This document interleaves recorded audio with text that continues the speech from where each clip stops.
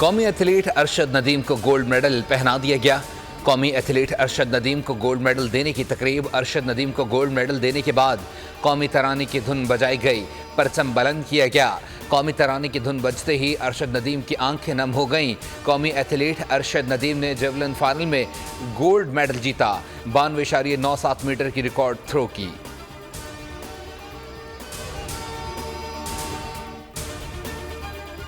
حکومت نے ہم سے تحریری معاہدہ کیا ہے، بجلی کی قیمت میں کمی، تنخواہ دار طبقے پر ٹیکس کا خاتمہ۔ معاہدے میں آئی پی پیز کے حوالے سے بات چیت شامل ہے۔ امیر جماعت اسلامی حافظ نعیم کا پنڈی میں جلسے سے خطاب، کہا جماعت اسلامی کا اپنا کوئی ذاتی مفاد نہیں تھا۔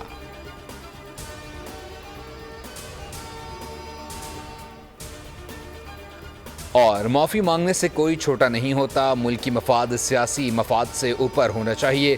پی ٹی آئی رہنما علی محمد خان کی پروگرام تبدیلی میں گفتگو، کہا وقت ہاتھ سے نہیں نکلا، سب کو مل کر چلنا چاہیے۔ کسی نے غلطی کی ہے درگزر کریں، اگر سازش کی ہے تو ضرور سزا دیں۔ بنگلہ دیش میں نئے دور کا سورج طلوع۔ عبوری حکومت کے سربراہ ڈاکٹر محمد یونس ڈھاکہ پہنچ گئے۔ ایئرپورٹ آمد پر پہلے خطاب میں آپ دیدہ ہو گئے، کہا واپس ڈھاکہ آ کر خوشی محسوس ہو رہی ہے۔ یہ بھی کہا کہ حسینہ واجد کو محفوظ راستہ دینا حماقت تھی۔ ڈاکٹر یونس نے کہا ہمیں اپنی آزادی کا تحفظ کرنا اور امن قائم کرنا ہے۔